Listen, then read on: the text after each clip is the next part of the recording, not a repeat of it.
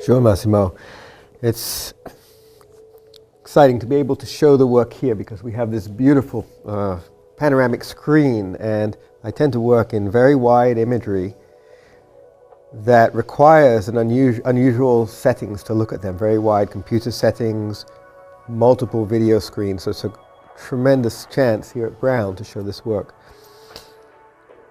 I've always been interested in this merger of panorama, essentially a 19th century concept, and how it's been re-envisioned in computing.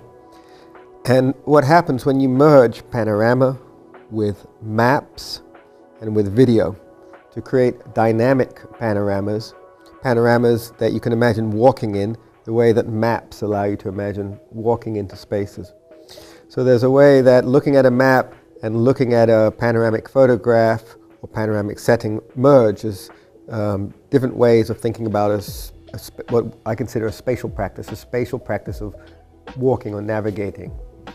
So over the last 15 years or so, I've been creating different kinds of maps and panoramic environments, bringing them together, and then animating them, layering on film recordings that I've done out in the different settings I've worked in, putting those video recordings on top of the maps and creating topographies that are living panoramas that come to life.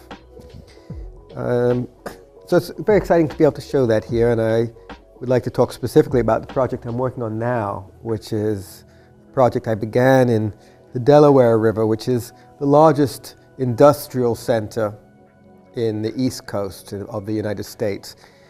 It was really the heart of the 19th century industrial revolution. So it carries with it the history and, in a sense, the cadavers of a 19th century history.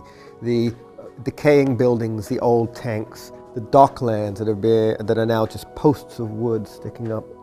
And to look at this, I went through waves of research and then artistic creation and then story creation. And what I've liked about working in these kind of formats is it lets you do all of those things together.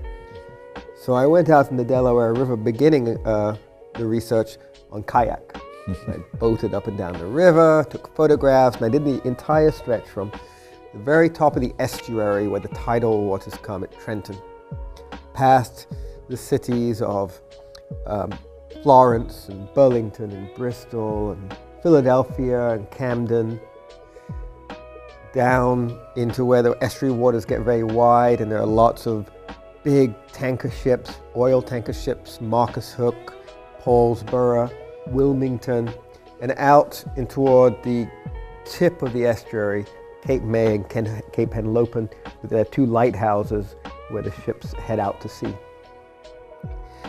And because of its long history as an industrial center, it has layers of where factories have decayed, new ones have been built, old docks are decaying and new ones are next to it and newer ones are next to it. And as I was kayaking, I began to wonder what will happen in an age of climate change as sea waters rise and the waters wash over that landscape, and instead of taking the pollution away, flood waters wash the pollution into the city, into where I live, into where I have my children. What kind of landscape would that be? And that's what began my project, which is in a sense, a kind of contemporary investigation of climate change on a panoramic topography that I have created.